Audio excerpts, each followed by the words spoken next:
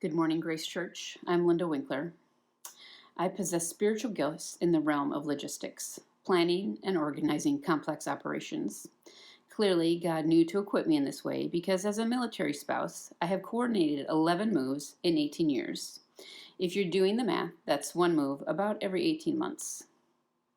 John experiences moving differently than the kids and I do.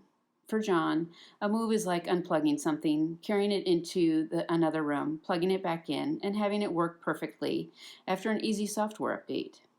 For spouses and families, moving is like unplugging something, stepping on the cord and ripping it to shreds while also twisting your ankle. When you finally limp into the next room, you stumble onto the floor, surrounded by a sea of wires that you have to meticulously rebuild into something that you can safely plug back into the wall, all the while praying that it will actually work once you've connected it to the wall. I've just developed some effective techniques for rebuilding the kids in my lives, usually centered around living in on-base housing and connecting to activities which were available to us on base, knowing that I only had to make things work for about a year and a half.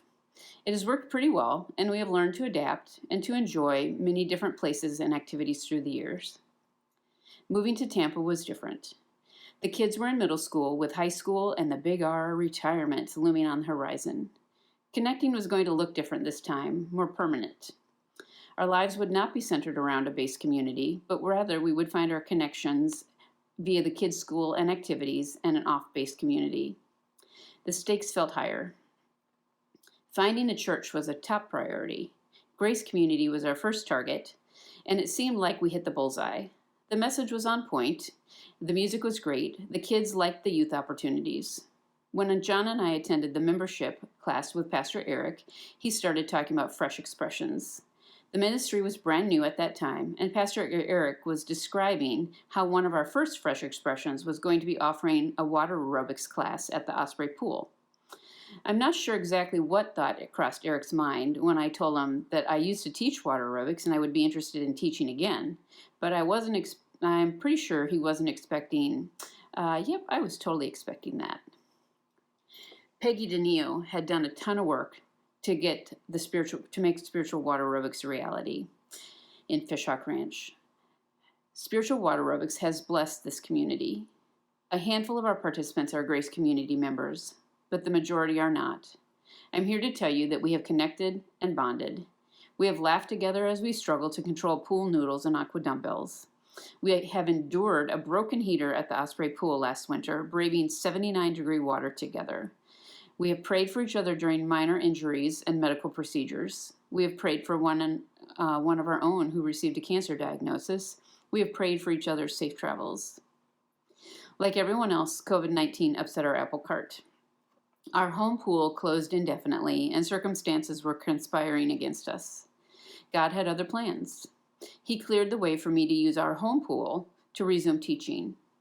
For me, the ability to continue to exercise in the pool and be in community with others has been crucial to my physical health and mental well-being. We are still waiting for the signal that we can return to the Osprey Pool, but I can tell you, we're not too eager for that to happen. We can all still remember getting into that ice-cold pool last winter, and it seems kind of like a good idea to stick with a pool where I control the water temperature. God delivered us to this community and this church where we have been able to connect to activities that meet our spiritual, emotional, and physical needs. I am grateful that God always knows how to reassemble the cord so that we can plug in and connect again. Romans 8:26-28 says, "In the same way, the Spirit helps us in our weakness. We do not know what we ought to pray for, but the Spirit himself intercedes for us through wordless groans. And he who searches our hearts knows the mind of the Spirit, because the Spirit intercedes for God's people in accordance with the will of God. And we know that in all things God works for the good of those who love him, who have been called according to his purpose." Thank you.